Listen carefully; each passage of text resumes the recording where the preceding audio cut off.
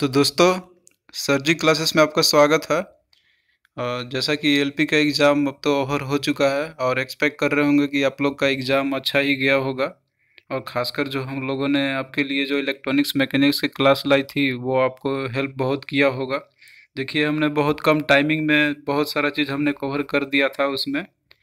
तो उम्मीद तो यही है कि जितने भी लोग देखे होंगे या उसका वीडियो को अच्छे से देखे होंगे तो वो सारे लोग क्वालिफाई हो जाए, ऐसा हम अपने तरफ से सबके लिए कर रहे हैं, एक्सपेक्ट कर रहे हैं कि वो कर जाए।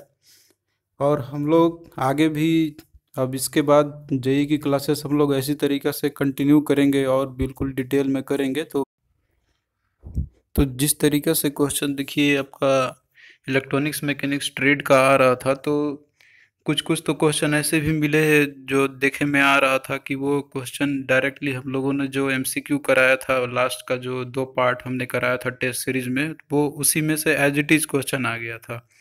तो अब देख सकते हैं कि जो हम लोगों ने कम समय में ही बहुत अच्छा हम लोग आप लोग के लिए कंटेंट तैयार करके दिए थे। तो एक्सपेक्ट कर रहे हैं कि सारे लोग क्वालिफाई हो जाए। तो चलिए इस वीडियो में हम लोग बात करेंगे हम लोग जेई के लिए कि कौन कितना कहाँ से अप्लाई किया जाए, या फिर पहले आप देखिए कितने लोगों कहते हैं कि सेफ जोन कौन सा होगा। तो देखिए, मेरे अकॉर्डिंग सेफ जोन कोई सा भी नहीं है। इस तरीके से कहा नहीं जा सकता है कि प्रीवियस ईयर का कट ऑफ क्या था और इस बार का कट ऑफ क्या रहेगा, क्योंकि ये इस बार का सिनेरियो कुछ अलग है। पहले की तुलना में इस बार ऐसा नहीं कहा जा सकता है कि कट ऑफ कहाँ ज़्यादा जाएगा कहाँ कम जाएगा। ये सब टोटली डिपेंड करेगा कि कहाँ कैसे लोग अप्लाई कर रहे हैं। तो हम लोग यहाँ पे बस बात करेंगे कि जैसे आप लोग, अगर यदि आपने फॉर्म अभी तक नहीं अप्लाई किया है तो आप लोग को हेल्प करने के लिए थोड़ा हम आपको सीट का इंट्रोडक्शन दे देते हैं कि इसी ब्रांच का कहाँ पर कितना है और कहाँ पे कम है। तो आप उसको देख के फील कीजिए, ना कि आप बोर्ड को चूज कीजिए कि सीट कहाँ मैक्सिमम है सबसे ज़्यादा, वो नहीं। आप अपना ब्रांच वाइज देखिए सीट कहाँ पे है, उस अकॉर्डिंग आप फॉर्म फिलअप कीजिए, यदि आपने अभी तक नहीं भरा हो तो सबसे पहले हम बात करेंगे कि जो इसी ब्रांच है आपका, वो कौन कौन से डिपार्टमेंट के लिए वो एलिजिबल है। तो यदि आपने नोटिफिकेशन देखा होगा तो उसमें क्लियरली दिया हुआ है कि कौन कौन सा ब्रांच है, कौन कौन सा जो डिपार्टमेंट है कि जिसके लिए आप एलिजिबल हो सकते हैं। तो देखिए, यदि आपने देखा होगा तो उसमें आपको पहले दिखा होगा इंजीनियरिंग दिखा होगा, मैकेनिकल दिखा होगा, इलेक्ट्रिकल दिखा होगा, और एक आपका है सिग्नल एंड टेलीकॉम, और एक स्टोर है। तो देखिए, इसमें जो इंजीनियरिंग वाला जो डिपार्टमेंट है ये सिविल वालों के लिए है। तो इसमें कुछ ही पोस्ट है कि जो क्या है कि जो इसी ब्रांच है, वो हमारा जो ब्रांच है तो वो अवेलेबल है इसमें। और इसके अलावा बाकी जो आपका मैकेनिकल वाला डिपार्टमेंट है, इलेक्ट्रिकल वाला डिपार्टमेंट है, और जो एसएनटी का है सिग्नल एंड टेलीकॉम का, और एक स्टोर का, तो ये आपका जो ये 4 जो डिपार्टमेंट है इसमें आप सब एलिजिबल है। मतलब इसमें आप इसके लिए जितने भी वैकेंसी दिया गया है ये सब में, तो आप इस सब में आप अवेलेबल है आपके लिए। और जो आपके लिए नहीं है वो है आपका इंजीनियरिंग यानी कि सिविल वाला। तो यही देखिए, आप यहाँ से देख सकते हैं जो नोटिफिकेशन में आपका है। तो पहला देखिए आपका है, इसमें है इंजीनियरिंग का है। इंजीनियरिंग वाला देखिए, जो इसमें मैक्सिमम जो इंजीनियरिंग डिपार्टमेंट का है, तो इसमें देखिए जो नोटिफिकेशन में दिया हुआ है इन्होंने 3 इयर्स इन सिविल इंजीनियरिंग, मतलब इसमें जो सिविल ब्रांच से जो भी लोग होंगे तो वो एलिजिबल है इस डिपार्टमेंट के लिए। इसके अलावा आप देख सकते हैं दूसरा जो डिपार्टमेंट आपका है इंजीनियरिंग का है। इसमें देखिए कुछ कुछ है पोस्ट कि जो क्या है कि इसमें इलेक्ट्रॉनिक्स भी एलिजिबल है। तो ये बहुत कम ही है। हम लोगों के लिए जो अवेलेबल है वो आपको मैं दिखा रहा हूँ यहाँ पर। देखिए यहाँ पर सिग्नल एंड टेलीकॉम है, तो ये सारा चीज़ क्या है कि ये इसमें जितने भी पोस्ट है सिग्नल एंड टेलीकॉम का, तो इसमें सभी इलेक्ट्रॉनिक्स वाले एलिजिबल है। उसके साथ साथ इसमें इलेक्ट्रिकल वाले भी आएंगे। सिग्नल एंड टेलीकॉम में आपका कौन आएंगे, 2 ब्रांच आएंगे, एक इलेक्ट्रिकल वाले जो मेन है और एक आपका है इलेक्ट्रॉनिक्स वाले। इसमें सिविल और मैकेनिकल ब्रांच वाले नहीं आएंगे। इसके अलावा देखिए स्टोर का है, तो स्टोर में जितने भी ब्रांच है सब वो सारे ब्रांच आ जाएंगे, सिविल वाले भी आएंगे, मैकेनिकल वाले, मतलब जितने भी इंजीनियरिंग डिपार्टमेंट है वो सारे आ जाएंगे इसमें। और उसके बाद आप देखिएगा यहाँ पे इलेक्ट्रिकल वाला भी है, तो इसमें इसमें भी देखिए जो इलेक्ट्रिकल वाला जो है डिपार्टमेंट, तो इसमें भी कौन कौन से आएंगे आपके। तो इसमें देखिए मैकेनिकल है, इलेक्ट्रिकल है और इलेक्ट्रॉनिक्स है, मतलब इसमें 3 ब्रांच आएंगे। इसमें सिविल वाले नहीं आएंगे। और अगला देखिए आपका मैकेनिकल वाला है। तो मैकेनिकल डिपार्टमेंट में देखिए आपका कौन कौन है, इसमें भी मैकेनिकल आएगा, इलेक्ट्रिकल आएगा और इलेक्ट्रॉनिक्स आएगा। तो मतलब जो मेन मेन जो ब्रांच है इंजीनियरिंग का, तो उसमें ये तीन लोग आएंगे, इसमें सिविल वाले नहीं आएंगे। तो मेन मुद्दा कहने का ये हुआ कि हमारे लिए जो अवेलेबल है, मतलब कि जिससे आप पोस्ट के लिए आप एलिजिबल है, तो वो कौन कौन सा हो गया हमारा। तो देखिए ये चार पांच डिपार्टमेंट है कि जिसमें कि आप एलिजिबल है इसी ब्रांच, अगर यदि आपका है तो। यदि आपका मैकेनिकल भी है तो वो चलेगा। तो इसमें देखिए मैकेनिकल वाला हो गया, इलेक्ट्रिकल वाला हो गया, सिग्नल एंड टेलीकॉम हो गया, स्टोर्स हो गया। बट आप किस में एलिजिबल नहीं है, तो इंजीनियरिंग वाले में आप नहीं हो सकते। मतलब इसमें जितने भी वैकेंसी होगा तो वो आपके लिए नहीं है, ये स्पेशली किसके लिए है, सिविल वालों के लिए है। तो हम उसी को देखते हुए ही एक वैकेंसी का ओवरव्यू देते हैं आपको कि कौन सा बोर्ड से कितना अवेलेबल सीट्स हैं, मतलब आपके लिए जो डिपार्टमेंट है आपका या आपका जो ब्रांच है उसके लिए कितना सीट्स अवेलेबल है। देखिए कितने लोग क्या कर रहे हैं कि जो टोटल ओवरऑल जो वैकेंसी है उसको देखते हुए फॉर्म भर रहे हैं। बट आप यदि आपने अभी तक नहीं भरा है तो आप अपना ब्रांच देख लीजिए, उसके बाद अपना कैटेगरी देख लीजिए कि आपके लिए यदि जनरल से हैं या ओबीसी से है तो आपके लिए कितना सीट्स अवेलेबल हैं, उसके अकॉर्डिंग आप फॉर्म फिलअप कीजिए। तो यहाँ पे मैं कुछ आपको दिखा रहा हूँ, हमने ये डेटा कलेक्ट किया हुआ है, तो ये कुछ आपको हेल्प कर सकता है कि कौन सा बोर्ड में कितना सीट्स अवेलेबल है। तो आप इसको देखते हुए फॉर्म फिलअप कीजिए। तो ये मैंने सारा इसी ब्रांच के लिए किया हुआ है, तो इसमें आप देख सकते हैं। तो पहली बोर्ड देखिए आपका है अहमदाबाद का है। तो इसमें देखिए जनरल वालों के लिए कितना है, 126 सीट है। उसके बाद ओबीसी का 38 है और एससी का यहाँ देखिए 32 है। तो ये सिर्फ इसी ब्रांच के लिए है, और मैकेनिकल वालों के लिए भी है ये। हम बात कर रहे हैं इसी वालों का अधिक, क्योंकि हम लोग इसी का कवर करेंगे सिलेबस इसके बाद जो हम लोग क्लास स्टार्ट करेंगे। तो उसी के लिए मैं आपको ओवरव्यू दे रहा हूँ। और यहाँ पे देखिए दिया हुआ है टोटल ओवरऑल, मतलब कि जो आपका अहमदाबाद बोर्ड है वहाँ पे ओवरऑल कितना है, मतलब सारा जो सारे डिपार्टमेंट को मिलाते हुए कितना सीट्स है। तो ये टोटल 399 है। तो आप इसको मत देखिए, आप देखिए कि हमारे लिए हमारे ब्रांच के लिए कितना सीट्स अवेलेबल है, आप उसको फोकस करते हुए फॉर्म को अप्लाई कीजिए। क्योंकि यही मेन मुद्दा आपका रहने वाला है। क्योंकि यदि आप कोई भी बोर्ड देखिएगा, कुछ कुछ ऐसे बोर्ड है कि जहाँ सीट्स तो बहुत ज़्यादा हैं बट आपका ब्रांच के लिए जो स्पेसिफिक है वहाँ कम है। तो आप अपने अकॉर्डिंग ब्रांच को फिलअप कीजिए सीट्स को देखते हुए।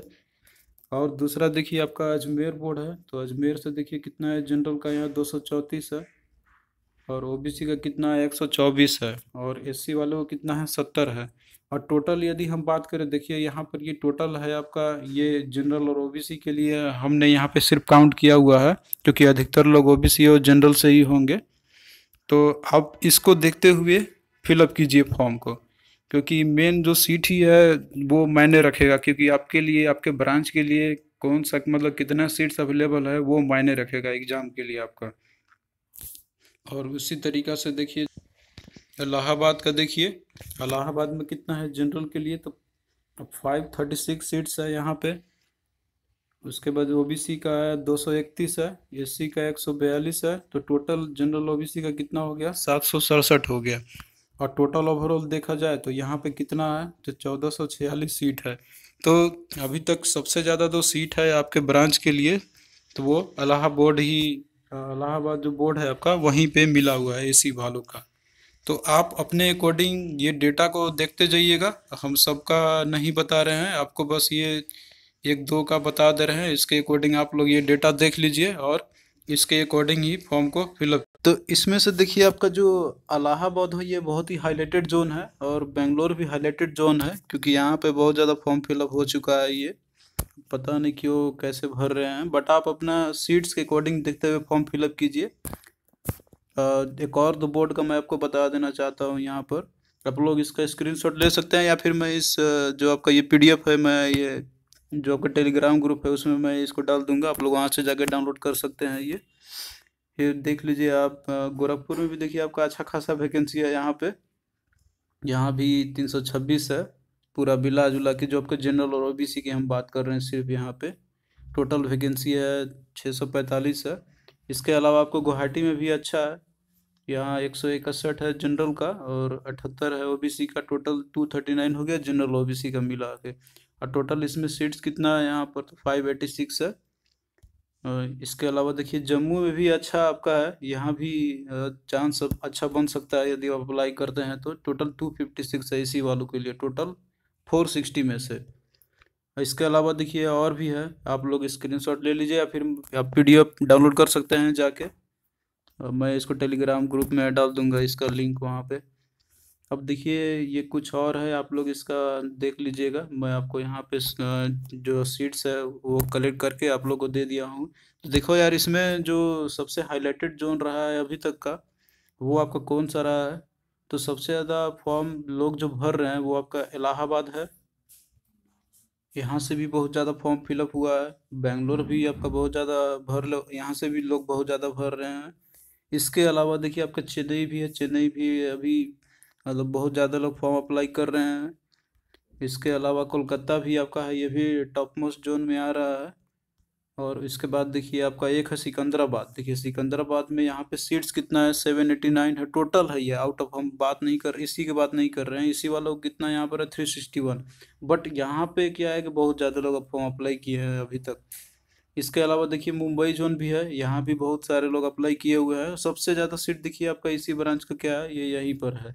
यानी कि 804 टोटल वैकेंसी है जो एलिजिबल हैं आप सारे डिपार्टमेंट को अब मिलाते हुए। तो ये रहा आपका सारा जो सीट्स है आपके ब्रांच के अकॉर्डिंग। और आप लोग अपने अकॉर्डिंग डिसाइड कीजिए। देखो यार, कोई सा भी जो ब्रांच या कोई सा भी जो आपका आरआरबी है वो नहीं कह सकते हैं कि वो सेफ जोन होगा या फिर वो आसान जोन होगा या कट ऑफ कम जाएगा। क्योंकि ये सब टोटली डिपेंड करेगा कि कैसे लोग अप्लाई कर रहे हैं, किस तरह के लोग अप्लाई कर रहे हैं।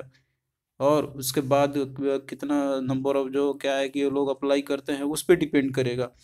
तो सबसे ज़्यादा वैकेंसी जहाँ ज़्यादा रहेगी वहाँ तो लोग अप्लाई तो करेंगे ही ज़्यादा लोग। अब आप लोग अपना अकॉर्डिंग डिसाइड कर लीजिए। आप लोग क्या कर सकते हैं, सीट देखिए सबसे पहले कि आपका ब्रांच के अकॉर्डिंग कहाँ पे कितना ज़्यादा सीट्स है। उसके बाद आप अपना नियरेस्ट आरआरबी जोन आपका है उसको भी देखिए। क्योंकि क्या होता है कि एक बार जब आपका आरआरबी में सिलेक्शन हो गया ना, तो फिर आपको ट्रांसफ़र वहाँ से अपने जो नज़दीकी बोर्ड हो या कहीं पे नज़दीकी जगह पे आप सोचिए कि जाने के लिए, तो वो बहुत ही मुश्किल होता है। तो इसलिए आप अपना नियरेस्ट जोन को भी देखते हुए सेलेक्ट कीजिए। क्योंकि ये भी आपके लिए फ्यूचर के लिए भी आपके लिए ये सही होगा। क्योंकि रेलवे में जो आपका ट्रांसफ़र होता है वो बहुत ही मुश्किल से ही होता है, आपके नियरेस्ट एरिया या जोन में होता है। तो आप लोग नियरेस्ट बोर्ड को देख लीजिए। इसके बाद ही आप लोग क्या कीजिए, फॉर्म को फिलअप कीजिए। और यदि आप फॉर्म को फिलअप कर लीजिए उसके बाद पढ़ाई करना शुरू कर दीजिए। तो थैंक यू दोस्तों, आपसे मिलते हैं हम नेक्स्ट वीडियो में। और देखिए जितना भी हमसे बन सकता था हमने एनालिसिस करके आपको सारे बोर्ड के बारे में जो भी इंफॉर्मेशन हम लोगों को मिला, तो वो मैंने आपको प्रोवाइड कर दिया। अब आप लोग के ऊपर ये डिपेंड है कि आप कौन सा बोर्ड अप्लाई कीजिए। देखिए सबसे ज़्यादा जो हाईलाइटेड जोन रहा है उसको भी मैंने आपको बता दिया है, क्योंकि यहाँ से लोग बहुत ज़्यादा फॉर्म अप्लाई कर रहे हैं। तो इसके बाद आप अपना अकॉर्डिंग एनालिसिस कीजिए और कहाँ आपका सीट ज़्यादा और कहाँ आपके लिए आसान होगा, मतलब कि जॉब लेने के लिए। क्योंकि आप वो भी देखिए, फैक्टर देखिए कि आपके घर से वो मतलब आपके जो लोकेशन है वहाँ से कौन नज़दीक पड़ रहा है। क्योंकि ये सब भी मायने रखेगा आपका फ्यूचर के लिए। तो आपसे मिलते हैं हम नेक्स्ट वीडियो में। और हाँ, जेई की क्लासेस हम लोग बिल्कुल सब कुछ शुरू कर देंगे बहुत ही जल्द। और इसके बाद जो भी सिलेबस दिया हुआ है, पहले हम लोग सिलेबस के बारे में पूरा डिटेल में इंट्रोडक्शन उसका डालेंगे, किस तरीक़ा से पढ़ना है वो पूरा स्ट्रेटेजी के साथ हम लोग शुरू करेंगे क्लासेस। तो कल जल्द ही हम लोग सिलेबस पे टेक्निकल और नॉन टेक्निकल का कब कैसे कितना क्या पढ़ना है क्या नहीं पढ़ना है वो हम लोग सारा डिटेल में कवर करते हुए आप लोगों को मैं डाल दूंगा। तो उसी तरीक़ा से ही हम लोग क्या करेंगे, क्लास स्टार्ट करेंगे। तो थैंक यू दोस्तों।